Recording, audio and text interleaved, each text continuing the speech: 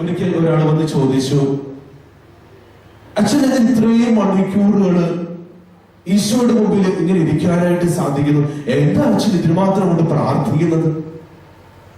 ഉടനെ ജോൺ മരി വിയാനി പറഞ്ഞൊരു കാര്യമുണ്ട്. എന്നെ അറിയുന്ന എന്റെ ദൈവത്തിന്റെ മുമ്പില് ഞാൻ എന്നെ തന്നെ വിട്ടുകൊടുക്കുന്നു. എന്റെ കർത്താവിനെ ഞാൻ നോക്കുന്നു, അവൻ എന്നെ നോക്കുന്നു.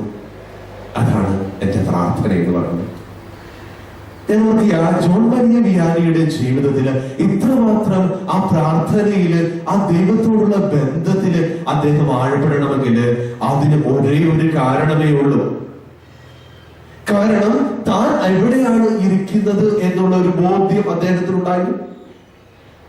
താൻ ഇരിക്കുന്നത് എവിടെയാണ് എന്നുള്ള ഒരു ബോധ്യം അദ്ദേഹത്തിനുണ്ടായിരുന്നു. സാധാരണ എല്ലാരും എന്ന് പറയുന്ന ഒരു കാര്യമാണ്, പ്രത്യേകിച്ച് പ്രാർത്ഥിക്കാനായിട്ട് വിശുദ്ധ കുർബാന കഴിയുമ്പോൾ ഓരോരുത്തരും വന്ന് പറയുന്ന കാര്യമാണ്, അച്ഛാ പ്രാർത്ഥിക്കാനായിട്ട് ഇരിക്കാൻ പറ്റുന്നില്ല, പ്രാർത്ഥിക്കാൻ ഇരുന്ന ഒട്ടനെ ഉറക്കം വരികയാണ്. നമുക്കുള്ള പ്രശ്നം തന്നെയാണ് കേട്ടോ. പ്രാർത്ഥിക്കാൻ ഇരുന്ന ഉടനെ നിദ്രയുടെ ദീർഘങ്ങളിലേക്ക് നമ്മുടെ കണ്ണുകൾ ആണ്ടുപോകാറ്. എന്താ പറ്റുന്ന പ്രശ്നം?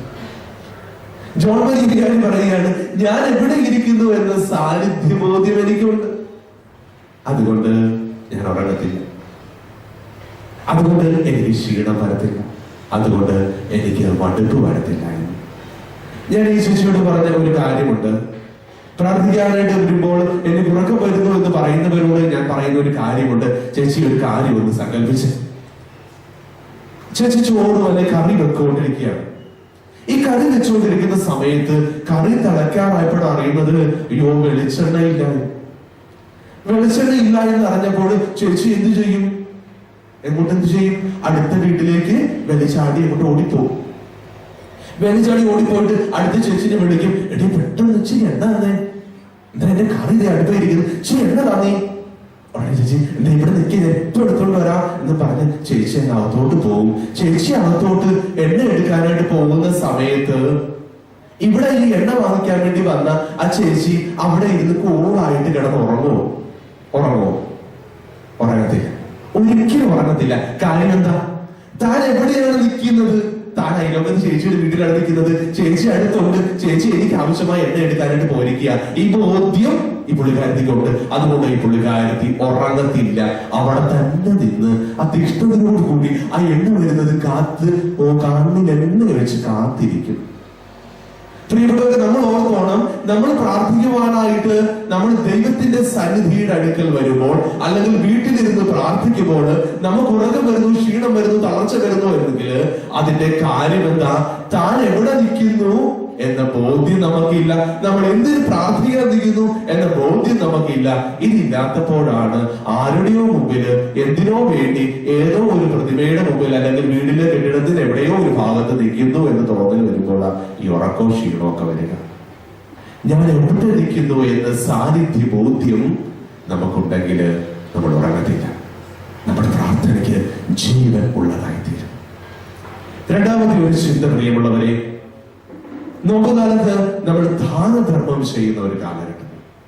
ഇതിനെക്കുറിച്ച് ഞാൻ അധികം പറയുന്നില്ല, കാരണം നമ്മുടെ സമയത്തിന് പരിധി. എന്താണ് ഈ ദാനധർമ്മം എന്ന് പറയുന്നത്? സാധാരണ നമുക്കൊക്കെയുള്ള ഇതിനെക്കുറിച്ച് ഒരു തെറ്റിദ്ധാരണയുണ്ട്.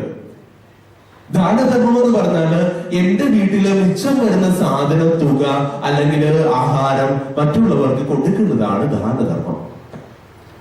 കാരണം നമ്മള് ഒത്തിരിയേറെ സാധനങ്ങളെ വെച്ചുകൊണ്ട് വലിയ സദ്യയൊക്കെ ഉണ്ടാക്കും, കല്യാണത്തിനാണെങ്കിലും എന്ത് പരിപാടിക്കാണെങ്കിലും ഉണ്ടാക്കി കഴിഞ്ഞ് നമ്മൾ വിചാരിച്ചതിന് ആൾക്കാർ വരുന്നില്ല.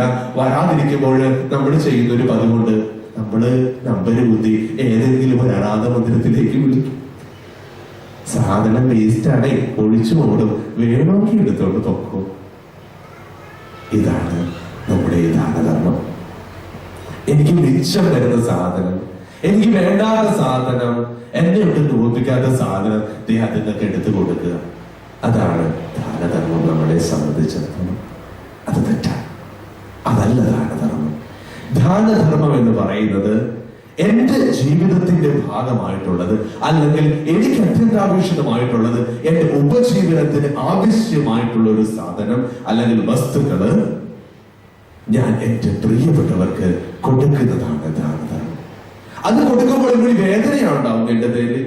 എന്റെ ഉള്ളിൽ ഇച്ചിരി വേദനയും വിഷമമൊക്കെ ഉണ്ടാകും. ആ വേദനയും വിഷമവും നീറലും ഒന്നും ഉണ്ടാകാതെ ഞാൻ കൊടുക്കുന്ന സാധനം എന്തല്ല, അത് ദാനധർമ്മം അല്ല.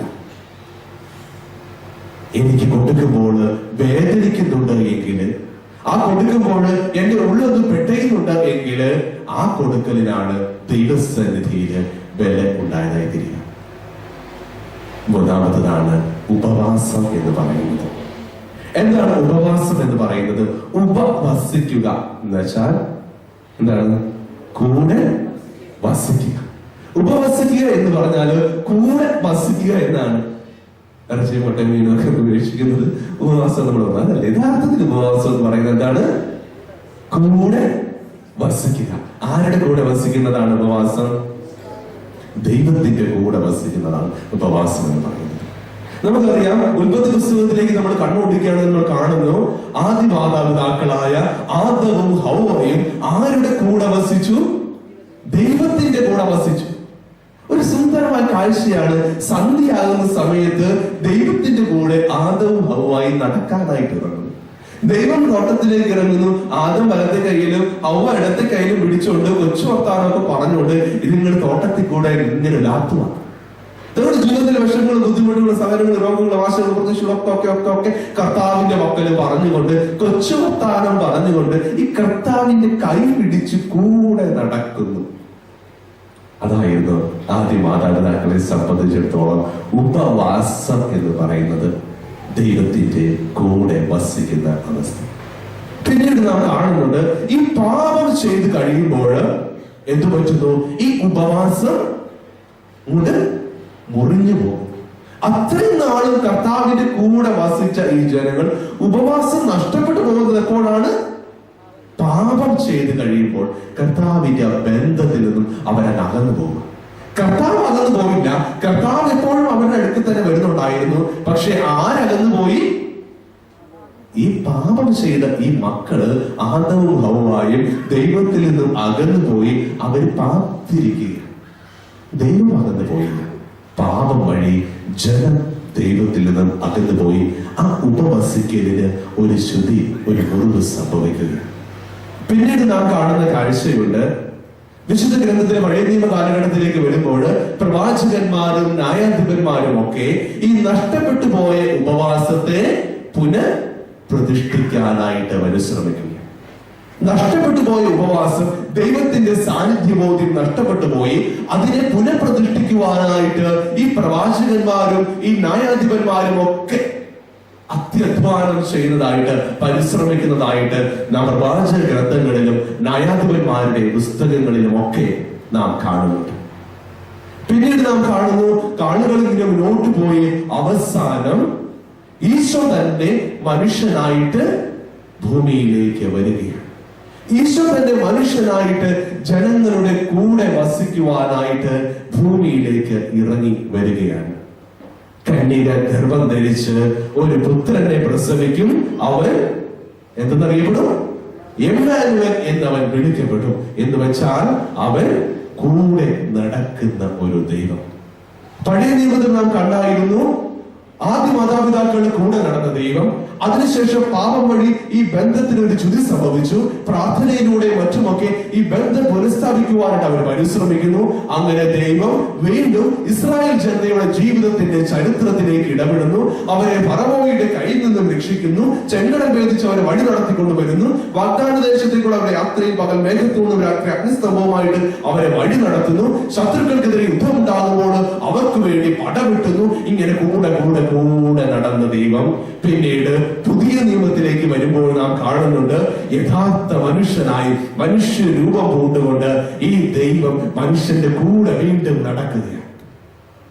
അന്ധർക്ക് കാഴ്ചയും ബധിരർക്ക് കേൾവിയും മൂകർക്ക് സംസാരവും മരിച്ചവർക്ക് ജീവനും ഒക്കെ പ്രദാനം ചെയ്തുകൊണ്ട് ഈ ദൈവം വീണ്ടും ആ ജനത്തിന്റെ കൂടെ നടക്കുന്നു. അങ്ങനെ കൂടെ നടന്നപ്പോൾ അവർ പിന്നെ ഉപവസിക്കേണ്ട കാര്യമില്ല. അതാണ് ഈശോയുടെ ശിഷ്യന്മാര് ഉപവസിക്കുന്നില്ല എന്ന് പറഞ്ഞ് വെനസ്ഡേയിൽ വന്ന് പറയുമ്പോൾ ഈശോ അവരോട് പറയുന്ന ഒരു കാര്യം, മണവാളൻ കൂടെയുള്ളപ്പോൾ മണവറത്തോഴർക്ക് ഉപവസിക്കേണ്ട കാര്യമില്ല. എന്ന് ആ മണവാളൻ അവരിൽ നിന്നും എടുക്കപ്പെടുന്നുവോ അന്ന് തുടങ്ങി അവര് ഉപവസിക്കണം.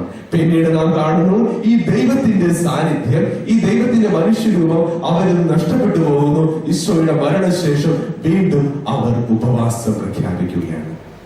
കൂടെ വസിക്കുവാനായിട്ട് അവർ വീണ്ടും പരിശ്രമിക്കുകയാണ്. പ്രാർത്ഥനയിലൂടെയും ദാനധർമ്മങ്ങളിലൂടെയും മറ്റു പ്രായശ്ചിത്ത പ്രവൃത്തികളിലൂടെയും ഒക്കെ വീണ്ടും ഈ ദൈവത്തിന്റെ കൂടെ വസിക്കുവാനായിട്ട് ജനം പരിശ്രമിക്കുക. സഭ ഇന്നും അത് തുടർന്ന് കൊണ്ടുപോയിക്കൊണ്ടിരിക്കുന്നു. സഭ ഇന്നും അത് തുടർന്ന് കൊണ്ടുപോകുന്നു. അതായത് ദൈവത്തിന്റെ കൂടെ വസിക്കുവാനുള്ള പരിശ്രമം.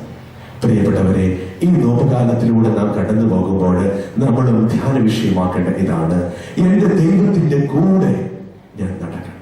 എന്റെ ദൈവത്തിന്റെ കൂടെ ഞാൻ നടക്കണം. എന്റെ ദൈവത്തിൽ നിന്നും എന്ന് ഞാൻ അകന്നു പോകുന്നുവോ അന്ന് എന്റെ ജീവിതത്തിന്റെ ഉപവാസം നഷ്ടപ്പെട്ടു പോയി, കൂടെ വസിക്കൽ ഇല്ലാതായി. അതുകൊണ്ട് എന്റെ ജീവിതത്തിന് ഞാൻ എന്റെ ദൈവത്തിന്റെ കൂടെ വസിക്കണം. എന്റെ ദൈവത്തിന്റെ കൂടെ വസിക്കുന്നതിന് തടസ്സമായിട്ട് നിൽക്കുന്ന എല്ലാ പാപങ്ങളും, എല്ലാ പാപത്തിന്റെ വഴികളും, എല്ലാ തഴക്ക ദോഷങ്ങളും ഞാൻ ഉപേക്ഷിക്കണം. കാരണം അവൻ എന്റെ കൂടെ വസിക്കണമെങ്കിൽ ഞാൻ വിശുദ്ധനാകണം, ഞാൻ പരിശുദ്ധനാകണം. കാരണം പരിശുദ്ധമായ ദൈവത്തിന് പരിശുദ്ധമായ ശരീരത്തിൽ മാത്രമേ, പരിശുദ്ധമായ ആലയത്തിൽ മാത്രമേ വസിക്കാനായിട്ട് പറ്റുന്നുള്ളൂ. അതുകൊണ്ട് ഞാൻ വിശുദ്ധനാകണം, എന്റെ കുടുംബം വിശുദ്ധമാകണം, എന്നെ ജീവിക്കുന്ന ചുറ്റുപാടുകൾ വിശുദ്ധരാകണം, എന്റെ കൂടെ വസിക്കുന്നവരും വിശുദ്ധരാകണം. എങ്കിൽ മാത്രമേ വിശുദ്ധനായ ദൈവത്തിന്, പരിശുദ്ധനായ ദൈവത്തിന് എന്നിൽ വസിക്കാനായിട്ട് പറ്റത്തുള്ളൂ. Hallelujah, hallelujah, hallelujah. യേശുവേ നന്ദി, യേശുവേ നന്ദി, യേശുവേ സ്തുതി, യേശുവേ സ്തുതി. Hallelujah, hallelujah, hallelujah. പ്രിയമുള്ളവരെ, നമ്മൾ ആത്മശോധന ചെയ്യണം. എന്റെ കൂടെ വസിക്കുന്ന എന്റെ ദൈവത്തിൽ നിന്നും ഞാൻ അകന്നു പോയ നിമിഷങ്ങൾ, എന്റെ കൂടെ വസിക്കുവാനായിട്ട് സ്വർഗത്തോടുള്ള ഔന്നിത്യം വേണ്ടെന്ന് വെച്ച് ഈ ഭൂമിയിലേക്ക് ഇറങ്ങി വന്ന് മണ്ണായി എന്റെ കൂടെ നടന്ന എന്റെ ദൈവത്തിൽ നിന്നും ഞാൻ അകന്നുപോയ നിമിഷങ്ങള് നമ്മൾ ആത്മശോധന ചെയ്യാം. ഏതൊക്കെയാണ് ആ വഴികൾ? ഞാൻ എന്റെ ദൈവത്തിൽ നിന്നും അകന്നുപോയ നിമിഷങ്ങളോർത്ത് പ്രിയമുള്ളവരെ നമുക്ക് പശ്ചാത്തപിക്കാം. ഈ നോമ്പ് കാലഘട്ടത്തിൽ, ഈ നോമ്പിലൂടെ നാം കടന്നു പോകുമ്പോൾ ഈ നഷ്ടപ്പെട്ട ബന്ധം വീണ്ടെടുക്കുവാനായിട്ട് നമ്മൾ പരിശ്രമിക്കണം. ഇങ്ങനെ നഷ്ടപ്പെട്ടു പോയ ബന്ധം വീണ്ടെടുക്കുവാനായിട്ട് നമ്മെ സഹായിക്കാൻ വേണ്ടി തന്നെ നമ്മുടെ ഈശോ സ്ഥാപിച്ച ഒരു കൂദാശയാണ് നമ്മുടെ പുറകില് പരികർമ്മം ചെയ്യുന്ന പരിശുദ്ധമായ കുംഭസാരം എന്ന് പറയുന്ന കൂദാശ. പ്രിയമുള്ളവരെ, നമ്മുടെ കൂടെ വസിക്കുവാനായിട്ട് വീണ്ടും വീണ്ടും പാപത്തിന്റെ പടുകുഴിയിൽ പതിഞ്ഞു കിടന്ന പാപിയായ എന്നെ വീണ്ടും തന്റെ മാറോട് ചേർത്ത് എന്റെ കൂടെ ഇരിക്കുവാനായിട്ട് ദൈവം അധർമ്മ്യമായി ആഗ്രഹിച്ചതിന്റെ ഫലമാണ് പരിശുദ്ധ കുംഭസാരം എന്ന് പറയുന്ന കൂദാശ. പരിശുദ്ധ കുംഭസാരം എന്ന് പറയുന്ന കൂദാശ അതാണ്. എന്റെ കുറവുകളും എന്റെ പോരായ്മകളും എന്റെ പാപങ്ങളും ഒക്കെ ഈശോ തന്റെ തിരു രക്തത്താല് കഴുകി വിശുദ്ധീകരിക്കുന്ന ഒരു കൂദാശ. ഈ കൂദാശ യഥാർത്ഥത്തിൽ പരികർമ്മം ചെയ്ത് വിശുദ്ധമായ ഹൃദയത്തോടുകൂടി വരുന്നവർക്ക് തന്നെ അവൻ ഒരുക്കി വയ്ക്കുന്ന വിരുന്നാണ് ഈ പരിശുദ്ധ കുർബാന എന്ന് പറയുന്നത്. ബഹുമാനപ്പെട്ട അച്ഛൻ നമ്മളെ ഇപ്പോൾ കൊന്ത നമസ്കാരത്തിലൂടെ കടത്തിക്കൊണ്ട് പോയപ്പോൾ മൂന്നാമത്തെ ജപം ചെല്ലുന്നതിന് മുമ്പ് അച്ഛൻ നിയോഗം വെച്ച് പ്രാർത്ഥിച്ചതും അത് തന്നെയായിരുന്നു. പരിശുദ്ധമായ കുംഭസാരം യോഗ്യതയോടുകൂടി സ്വീകരിച്ചിട്ട് ഈ പരിശുദ്ധ കുർബാന ഏറ്റവും പരിശുദ്ധിയോടുകൂടി യോഗ്യതയോടുകൂടി സ്വീകരിക്കുവാനുള്ള കൃപയ്ക്ക് വേണ്ടി നമ്മൾ പ്രാർത്ഥിക്കുകയുണ്ടായി.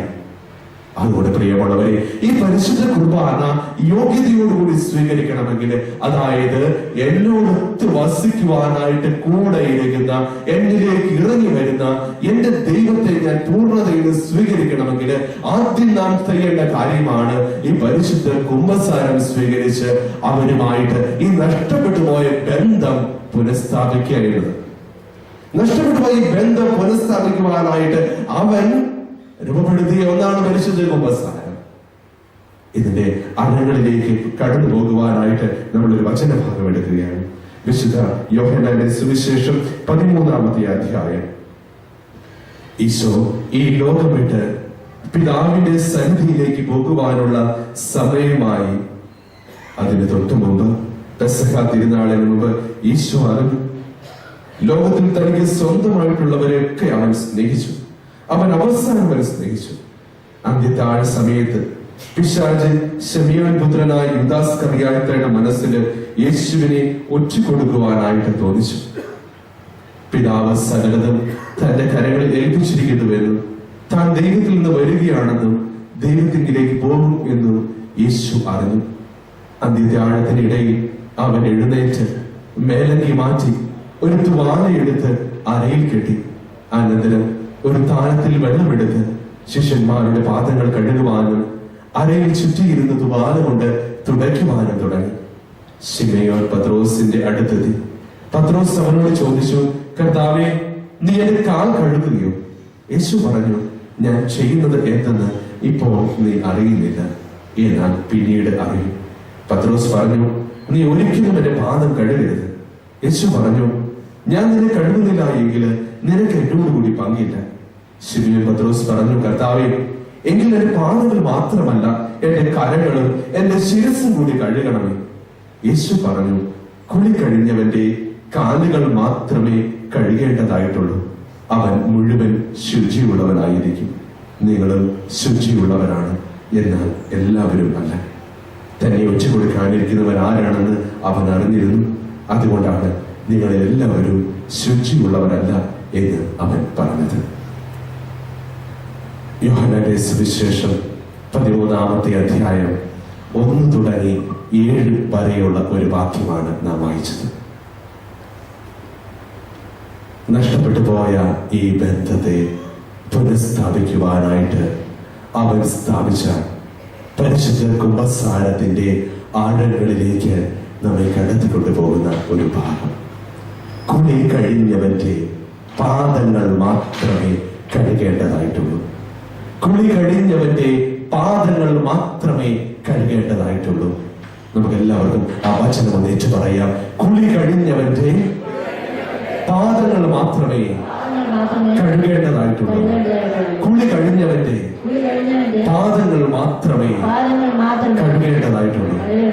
ഈശോയിൽ സ്നേഹമുള്ളവേ, എന്താണ് ഈ കുളി കഴിഞ്ഞവന്റെ പാദങ്ങൾ മാത്രമേ കഴുകേണ്ടതായിട്ടുള്ളൂ എന്ന് പറയുക? നിങ്ങൾക്കത് വേണ്ട വിധത്തിൽ ഗ്രഹിച്ച് കാണും എന്ന് ഞാൻ കരുതുന്നു. ഇവിടെ മല്ലപ്പള്ളിയിലെ ഈ നാട്ടിലൊക്കെ ഉള്ളവർക്ക് അത്ര ഗ്രഹിക്കാൻ പറ്റില്ലെങ്കിലും ഞാൻ ആലപ്പുഴക്കാരനാ. പുന്നമട നാട്ട്, പുന്നമടയെ കുറിച്ച് കേട്ട് കാണും. വള്ളംകളി നടക്കുന്ന സ്ഥലം. ഈ പുന്നമടയിൽ ഒരു പ്രത്യേകതയുണ്ട്. എന്റെ ബന്ധിപ്പിച്ചിട്ട് എപ്പോഴും ചെയ്യുന്ന ഒരു കാര്യമാണ്, ഞങ്ങളുടെ വീടിന് തൊട്ട് മുമ്പിൽ ഒരു ചെറിയ തോടുണ്ട്. പക്ഷെ ചീക്കത്തോടെന്ന് അറിയപ്പെടുന്നത്. കുളിക്കാൻ പോകത്തില്ല. അതുകൊണ്ട് ബന്ധിപ്പിച്ച് എന്ത് ചെയ്യും? തോർത്തും ഈ സോപ്പൊക്കെ എടുത്തുകൊണ്ട് എല്ലാ ദിവസവും രാവിലെ പുന്നമട ആറ്റിലെ കുളിക്കുവാനായിട്ട് വീട്ടിൽ നിന്ന് നടന്നു പോകും. വീട്ടിൽ നിന്ന് നടന്നു പോയി കഴിഞ്ഞ് ഏകദേശം ആ പുന്നമട ആറ്റിൽ ചെന്ന് വലിപ്പിച്ച് കുളിക്കും. കുളിയൊക്കെ കഴിഞ്ഞിട്ട് അപ്പച്ചൻ തിരിച്ച് നടന്നു വരും. കണ്ടത്തിക്കൂടെയൊക്കെയാ നടന്നു വരിക. കണ്ടത്തിക്കൂടെയൊക്കെ നടന്നു വരുമ്പോൾ വീടിന് വരാന്തി എത്തിക്കഴിയുമ്പോൾ അമ്മച്ചോട് പറയും, അടി പൊളിച്ച് നല്ലോടത്തോട് വന്നു. അവിടെ അമ്മച്ചി അകത്ത് പോയി മൊന്തക്കകത്ത് കിട്ടിക്കകത്ത് ഒരു പിടി വെള്ളം എടുത്തോണ്ട് വരും. ഈ വെള്ളം കൊണ്ടുവന്നിട്ട് അപ്പച്ചൻ എന്ത് ചെയ്യുന്നില്ല, അപ്പച്ചൻ ഈ കാലിലോട്ട് ഇതങ്ങോട്ട് ഒഴിക്കും. അങ്ങനെ കാല് നല്ലപോലെ അത് കഴുകും. കഴുകിയതിനു ശേഷം മാത്രമേ ആ വീടിനകത്തോട്ട് അപ്പച്ചൻ കയറാറുള്ളൂ. അങ്ങനെ വീടിനകത്തോട്ട് കയറി കഴിഞ്ഞാൽ ഉടനെ തന്നെ അമ്മച്ചി എന്ത് ചെയ്യും? അപ്പച്ചനെ അവിടെ എടുത്തിട്ട് നല്ല ചൂട് ചോറ്, നല്ല മീൻചാറൊക്കെ കൊട്ടി ചോറ് കൊടുക്കും. ആ കാല് കഴുകിയില്ലെങ്കിൽ അമ്മച്ചി വീടിനകത്തോട്ട് കിട്ടത്തൊന്നുമില്ല. അപ്പോൾ കഴുകിട്ട് ആ മനുഷ്യ എന്ന് പറയും. കേട്ടതില്ല. കാരണം കാല് കഴുകി അഴുക്കി കളഞ്ഞതിന് ശേഷം മാത്രമേ അമ്മച്ചിന്റെ വീട്ടിലോട്ട് കയറ്റത്. അല്ല, നമ്മുടെ വീട്ടിലാണെങ്കിൽ നമ്മളൊക്കെ കുഞ്ഞുങ്ങളെയൊക്കെ വളർത്തിയിട്ടുള്ളവരാ. നമുക്കറിയാം, ഈ കൊച്ചു കുഞ്ഞുണ്ടല്ലോ വീട്ടിൽ കിടന്ന് ഇങ്ങനെ ഇങ്ങോട്ടും ഓടിക്കിടന്ന് കളിക്കുന്ന സമയത്ത് ഇത് ഓടുന്ന ഇടയ്ക്ക് വീഴും. അല്ലെങ്കിൽ ദേഹത്ത് മുഴുവൻ ചുറ്റിയും മുള്ളി ദേഹം മുഴുവൻ കഴുക്കായിട്ടൊക്കെ ഇരിക്കുമ്പോൾ കുറച്ച് കഴിയുമ്പോൾ വിശത്ത് കഴിയുമ്പോൾ ഈ കൊച്ചു വീട് കിടന്ന് കരയുമ്പോൾ അമ്മ അടുക്കളയിൽ ഓടി വരുമ്പോഴേ ഈ ചെക്കൻ മുഴുവൻ ഈ മൂത്രത്തിൽ കുളിച്ച് ഇങ്ങനെ കിടന്ന് കളിക്കുക. ഉടനെ ഇവ വിശന്ന് കരയുന്നു എന്ന് പറഞ്ഞ് അമ്മ ഓടി വന്ന് കെട്ടിപ്പിടിച്ച് അവന് പാലൊന്നും കൊടുക്കത്തില്ല. അമ്മ ആദ്യം ചെയ്യുന്ന ഒരു കാര്യമുണ്ട്. അമ്മ ആദ്യം ഓടി വന്നിട്ട് ഇവനെ എടുത്തിട്ട് ഒന്ന് വെള്ളത്തിൽ കൊണ്ടുപോയി നോക്കി കുളിപ്പിച്ച് ദേഹമൊക്കെ തോർത്തി കഴിഞ്ഞതിന് ശേഷം മാത്രമേ അമ്മ തന്നെ മാറോട് ചേർത്ത് അവനെ പാല് കൊടുക്കത്തുള്ളൂ. അവന് എത്ര വിശന്നു എന്ന് പറഞ്ഞാലും അഴുക്ക് പിടിച്ച് ദേഹത്തോടു കൂടി അമ്മ അവന് ആഹാരം കൊടുക്കത്തില്ല. അമ്മ അവന്റെ ദേഹം കഴുകിയതിനു ശേഷം മാത്രമേ ആഹാരം കൊടുക്കത്തുള്ളൂ. ഞാൻ ഓർക്കുന്ന കാര്യമാണ്, ഞാൻ കളിച്ചതിന് ശേഷം വീട്ടിലേക്ക് ഓടി വരുമ്പോൾ ആഹാരം വേണമെന്ന് പറയുമ്പോൾ മമ്മി ആദ്യം പറയും, എടച്ചക്ക നീ പോയി കുളിച്ചിട്ട് വാ, നീ പോയി കുളിച്ചിട്ട് വരുവാണെങ്കിൽ ആഹാരം തരാം, അല്ലെങ്കിൽ മമ്മി പച്ച വെള്ളം എനിക്ക് തരത്തില്ല. കാരണം അഴുക്ക് പിടിച്ച ദേഹത്തോടു കൂടി ആർക്കും ആഹാരം തരത്തില്ല. പ്രിയമുള്ളവരെ, അഴുക്ക് പിടിച്ച ശരീരത്തോടു കൂടി, അഴുക്ക് പിടിച്ച മനസ്സോടുകൂടി ആര് വന്നാലും ഈ പരിശുദ്ധ കുർബാന യോഗ്യതയോടുകൂടി സ്വീകരിക്കാനായിട്ട് നമുക്ക് പറ്റത്തില്ല. അതിന് നാം ആദ്യം ചെയ്യേണ്ട കാര്യമാണ് നമ്മുടെ ശരീരത്തെയും നമ്മുടെ മനസ്സിനെയും നമ്മുടെ ആത്മാവിനെയും നമ്മൾ കഴുകി വിശുദ്ധീകരിക്കുക എന്ന് പറയുന്നത്. ഈ കഴുകി വിശുദ്ധീകരിച്ചതിന് ശേഷം ഈ പരിശുദ്ധമായ കുമ്പസാരം, ഈശോയുടെ ഹൃദയമാവുന്ന കുമ്പസാരം, അവന്റെ രക്തമൊഴിച്ച് കഴുകി വെടിപ്പായതിനു ശേഷം മാത്രമേ ഈ പരിശുദ്ധ ബലിപീഠത്തിലേക്ക് വരുമ്പോൾ അവന്റെ അപ്പം, അവൻ നൽകുന്ന കുർബാന യോഗ്യതയോടുകൂടി നമുക്ക് സ്വീകരിക്കുവാനായിട്ട് പറ്റത്തുള്ളൂ. അല്ലെങ്കിൽ നമ്മൾ സ്വീകരിക്കുന്ന കുർബാന യോഗ്യതയില്ല. നമ്മുടെ കുർബാനയിൽ സ്വീകരിക്കേണ്ട, നമുക്ക് ലഭിക്കേണ്ട ആത്മീയ ഫലങ്ങൾ നമുക്ക് നഷ്ടമായി പോകും. കാരണം ഈശോ വിശുദ്ധീകരിക്കുവാനായിട്ട് സ്ഥാപിച്ച കൂദാശയാണ് കുമ്പസാരം എന്ന് പറയുന്നത്. നമ്മളെ വിശുദ്ധീകരിക്കുവാനായിട്ട് ഈശോ സ്ഥാപിച്ച കൂദാശയാണ് പരിശുദ്ധ കുമ്പസാരം എന്ന് പറയുന്നത്. അതുകൊണ്ട് കുമ്പസാരത്തിലൂടെ ഒരുങ്ങി യോഗ്യതയോടുകൂടി മാത്രമേ പ്രിയമുള്ളവരെ ഈ കർത്താവിന്റെ ബലിപീഠത്തിൽ നിന്നും അപ്പം ഭക്ഷിക്കാവൂ. പൗലോസ്ലീഹ കൊരിന്ത്യക്കാർക്ക് 1-ാം ലേഖനം 11-ാം അധ്യായം 27-ാം വാക്യത്തിൽ പറയുന്ന ഒരു വാക്യമാണ്, ആരെങ്കിലും അയോഗ്യതയോടുകൂടി ഈ അപ്പത്തിൽ നിന്ന് ഭക്ഷിക്കുകയും ഈ പാനപാത്രത്തിൽ നിന്ന് കുടിക്കുകയും ചെയ്താൽ അവന്റെ തന്നെ ശിക്ഷാവിധിയാണ് അവൻ ഭക്ഷിക്കുകയും പാനം ചെയ്യുകയും ചെയ്യുന്നത്. ആരെങ്കിലും അയോഗ്യതയോടുകൂടി ഈ അപ്പത്തിൽ നിന്ന് ഭക്ഷിക്കുകയും ഈ പാനപാത്രത്തിൽ നിന്ന് കുടിക്കുകയും ചെയ്താൽ അവന്റെ തന്നെ ശിക്ഷാവിധിയാണ് അവൻ ഭക്ഷിക്കുകയും പാനം ചെയ്യുകയും ചെയ്യുന്നത്.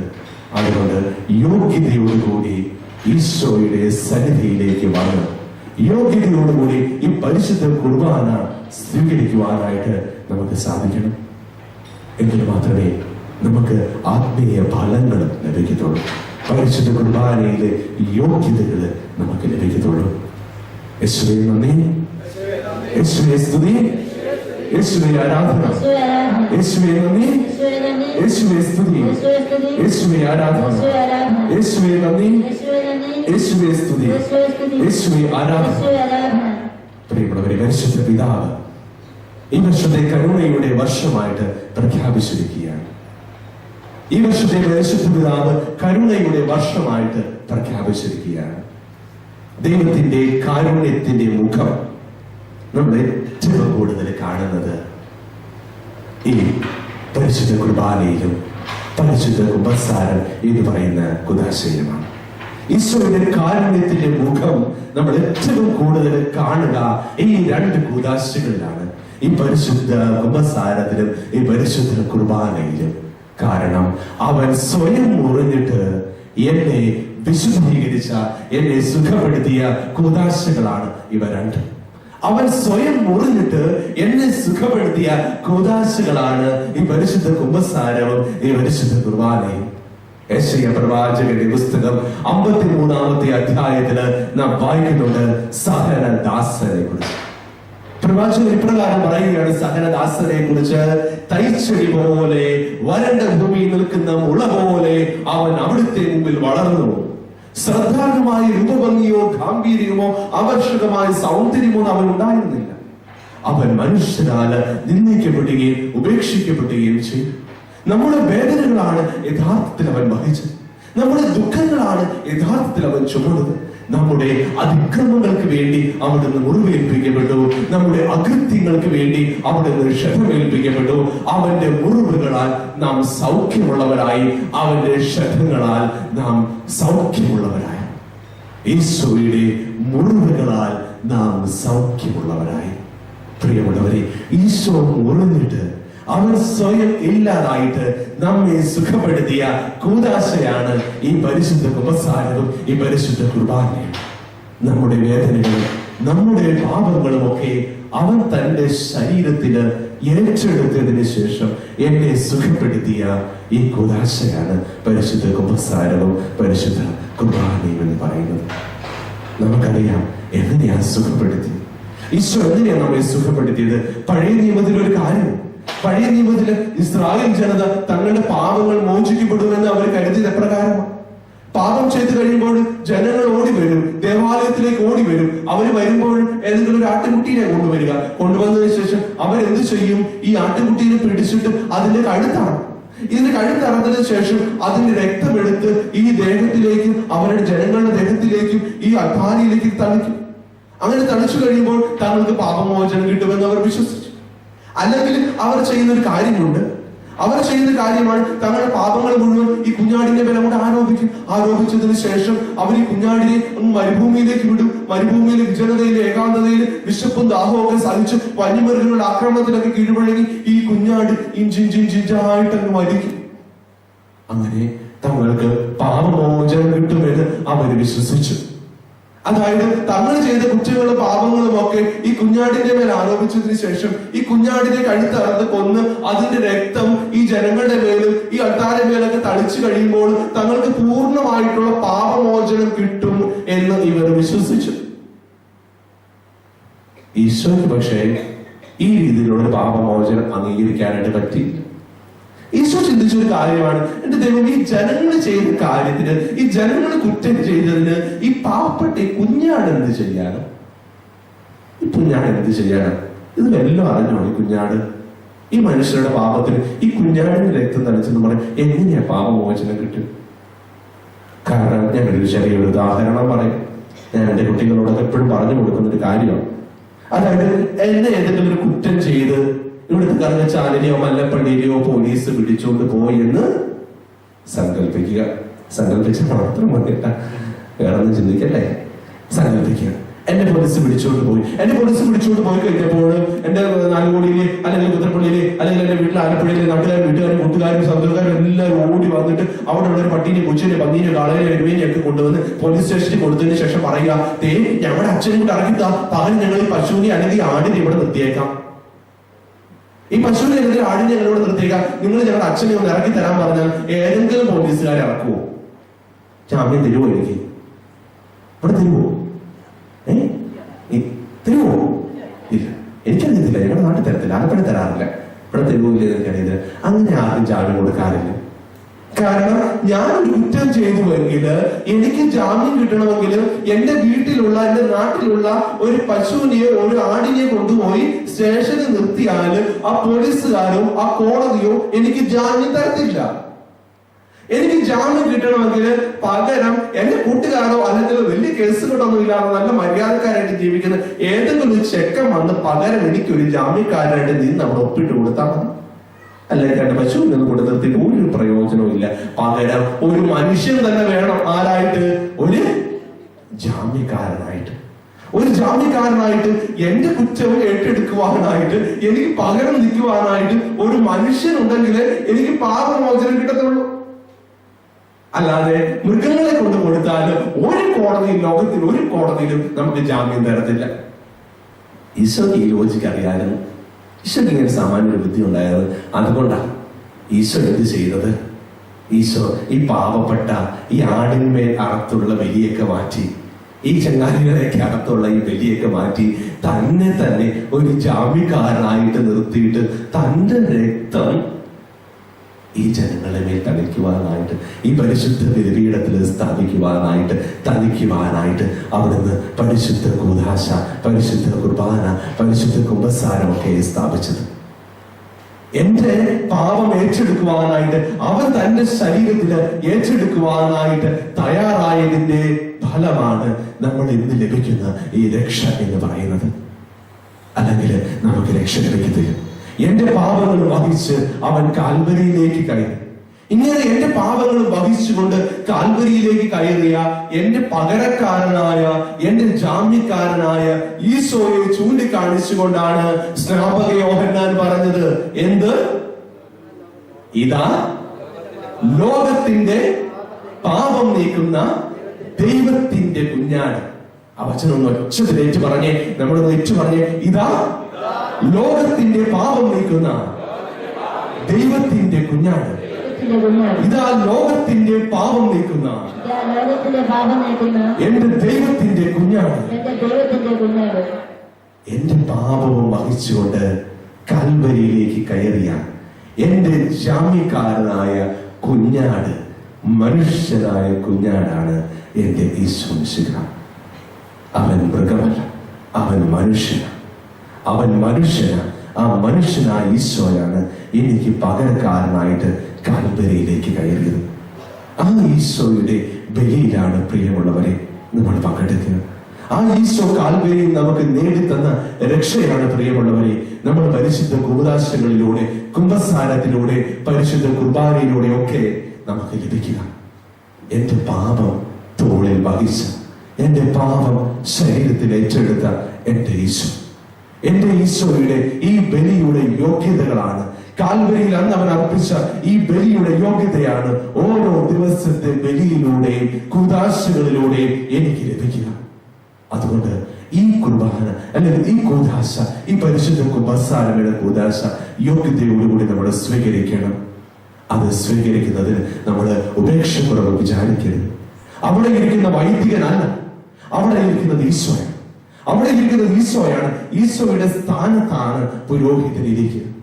ലോകത്തിലെ ഒരു വൈദികൻ പോലും പാപം ചെയ്തുകൊണ്ട് അവന്റെ അടുക്കിലേക്ക് വരുന്ന ഒരു പാപിയോട് പറയത്തില്ല, നിന്റെ പാപത്തോടു കൂടി നീ നശിച്ചു പോകും, നീ ഒരിക്കലും ഗുണം പിടിക്കത്തില്ലടാ, എഴുന്നേറ്റ് പോ എന്ന് ചരിത്രത്തിൽ ഇതുവരെയും ഒരു കുമ്പസാരക്കാരന്, ഒരു പുരോഹിതനും പറഞ്ഞിട്ടില്ല. കാരണം മറ്റൊന്നുമല്ല, ഈശോ ഇതുവരെയായിട്ടും ആരോട് അങ്ങനെ പറഞ്ഞിട്ടില്ല. ഈശോ പറയാത്ത സ്ഥിതിക്ക് ഈശോയുടെ പകരക്കാരനായി അവിടെ ഇരിക്കുന്ന പുരോഹിതന് അത് പറയത്തില്ല. അതുകൊണ്ട് ഈ കുമ്പസാരയുടെ കൂദാശ നമ്മൾ സ്വീകരിക്കുന്നത് ഏറെ സ്നേഹത്തോടു കൂടിയായിരിക്കും. തന്നിൽ നിന്നും അകന്നുപോയ, പാപം ചെയ്ത് അവരിൽ നിന്നും അകന്നു പോയതിന്റെ വേദനയോടുകൂടിയും ദുഃഖത്തോടുകൂടിയും മനസ്താപത്തോടുകൂടി വേണം ഈ കാലഘട്ടത്തിൽ നാം ഈ പരിശുദ്ധമായ ഈ കൂദാശ കുമ്പസാരം സ്വീകരിക്കുവാനായിട്ട്. അല്ലെങ്കിൽ ഭയമായിരിക്കരുത് പ്രിയമുള്ളവരെ നമ്മളെ ഈ കുദാശയിലേക്ക് അടുപ്പിക്കേണ്ടത്. ഭയമായിരിക്കരുത് ഈ കുദാശയിലേക്ക് അടുപ്പിക്കേണ്ടത്, മറിച്ച് സ്നേഹമായിരിക്കണം. സ്നേഹമായിരിക്കണം നമ്മളെ ഈ കുദാശയിലേക്ക് അടുപ്പിക്കേണ്ടത്.